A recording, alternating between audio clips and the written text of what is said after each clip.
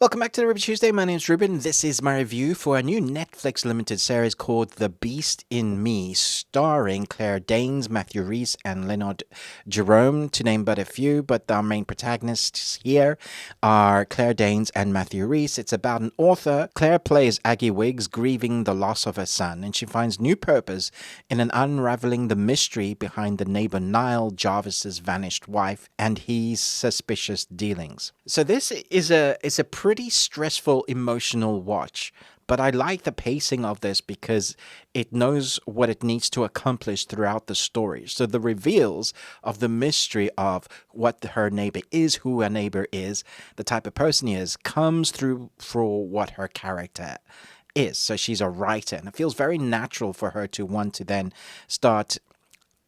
I guess she's an antagonist sort of hero because she's a very broken because of the loss of her son, broken relationship. So we get a lot of that information thrown at us at the beginning.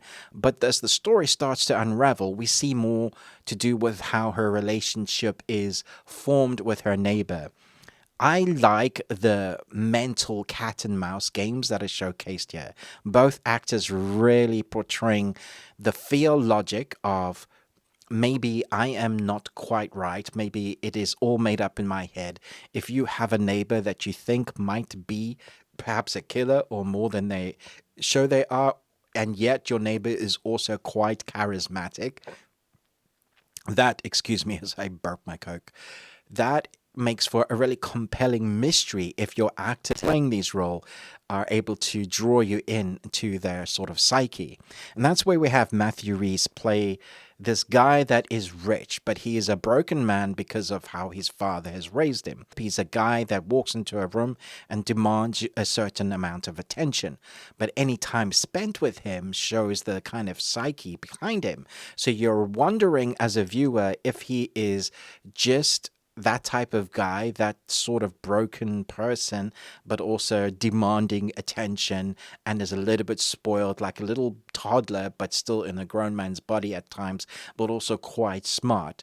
You're wondering if, pretty much throughout the whole season, whether there is more to the disappearance of his wife or perhaps it's got something more to do with the family.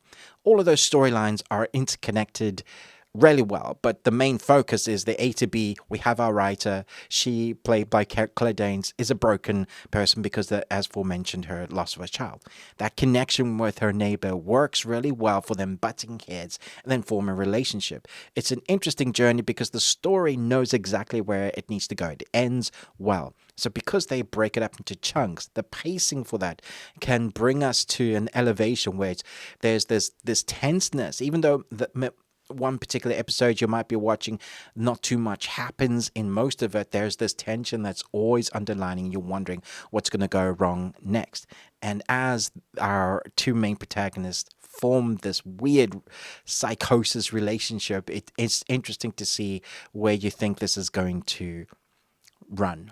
About this sixth episode, I was sure that it was finishing, and I wasn't sure what they were going to do with the seventh and eighth, but I'm happy that they do wrap it up the way they do. It has a satisfying ending with great acting. The cinematography and the score and all of that isn't really a huge draw here, apart from that it looks great. But the acting here is really top notch. So it's all formed very well to form a cohesive, really tight mystery that you are emotionally engaged with. You care about the characters. They're very real. It's not like here's the good guy, here's the bad guy. These are emotionally depth human beings that have had things happen to them that are horrible, but also are now experiencing something that is quite weird and dark. There's a little bit of a police investigation along with the FBI. All of those kind of minor stories and relationships are all intertwined into something that I feel like was quite riveting to watch. This won't be everybody's cup of tea because of how dark it gets, or maybe they like a bit more action in their series. But this is tense. Well, it was for me, and it made me want to watch it. Although we did watch it in a couple of sittings, made me want to binge watch it because it's a very easy binge watch. So it's tense. A lot of mysteries for you to keep guessing. In the end, I think you're going to be quite satisfied with. So do bear in mind, heavy subject matter. There is some sex, some violence, and a really I guess, adult themes throughout. So bear that in mind. I'm going to give this a solid 4 Nicolas Cages out of 5. I know this review was particularly all over the place, but I'm doing my best not to do any spoilers, and it's very hard to talk about a mystery, talk about characters doing certain things without revealing any of that mystery.